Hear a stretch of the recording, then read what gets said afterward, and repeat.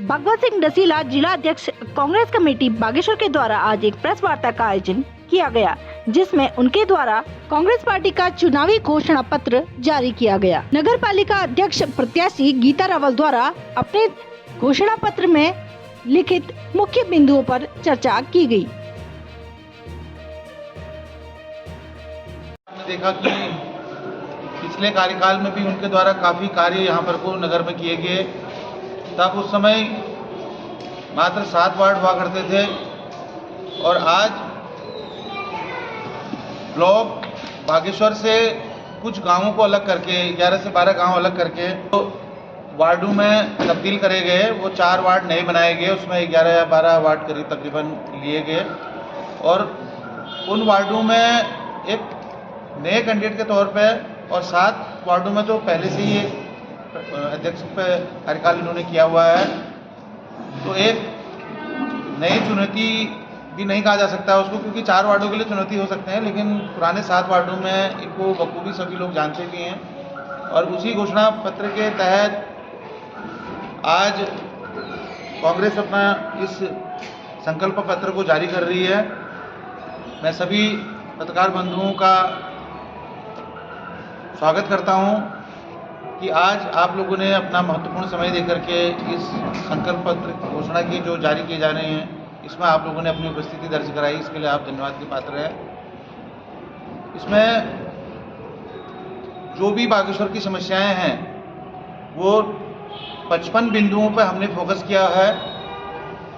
तो कुछ ये हो सकता है कि तमाम जो घोषणाएं पत्र हैं, हो सकता है कि कई चीज़ों में सिमिलरिटियाँ होंगी, क्योंकि एक नगर है, समस्याएं सबकी एक जैसी ही हैं, लेकिन कुछ ऐसा नया करने के लिए हम जाएंगे इस बार। अगर आप सारी जागरूक मतदाता हमको अगर चुन के नगर पालिका में काबिज करती हैं, तो हम निश्चित तौर पे एक नए आयाम को स्थापित करने का काम हमारी यहाँ की जो नगर पालिका की चेयरमैन बनने जाएंगी उनके द्वारा किए जाएंगे और तमाम हम समस्त कांग्रेसजनों के सहयोग से हम बागेश्वर के चौमुखी विकास के लिए कार्य करेंगे।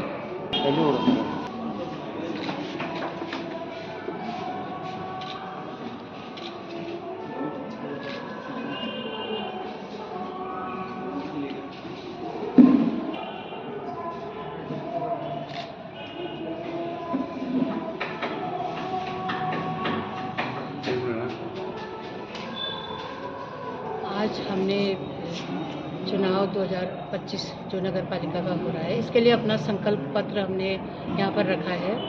इसमें नगर क्षेत्र की 11 वार्डों की जो भी समस्याएं हैं या जो भी मेरे अपने जो मैंने सोचा है मैं इन वार्डों के लिए कुछ कर पाऊँगी, वो हमने सारे बिंदु यहाँ पर रखे हुए हैं।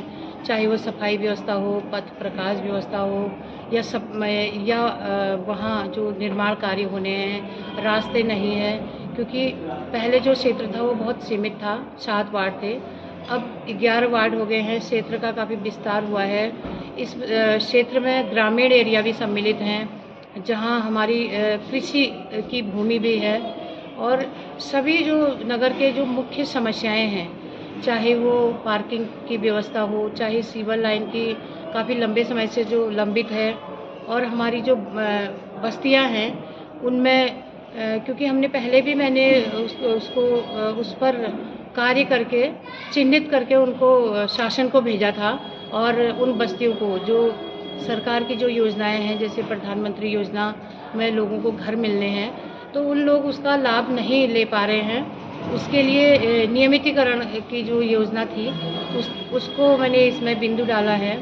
और जो उत्तरायणी का मेला होता है यहाँ, क्योंकि उत्तरायणी का मेला एकदम लोक प्रसिद्ध है, बागेश्वर को उत्तरायणी के नाम से भी, मेले के नाम से भी जाना जाता है।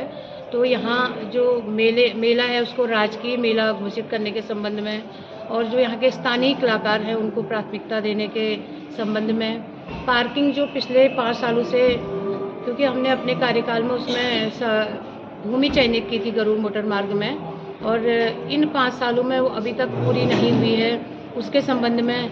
और हमारा एक रैन बसेरा है जिसका उद्देश्य ये है कि जो निराश्रित लोग हैं उसमें आकर उसमें रह सकते हैं।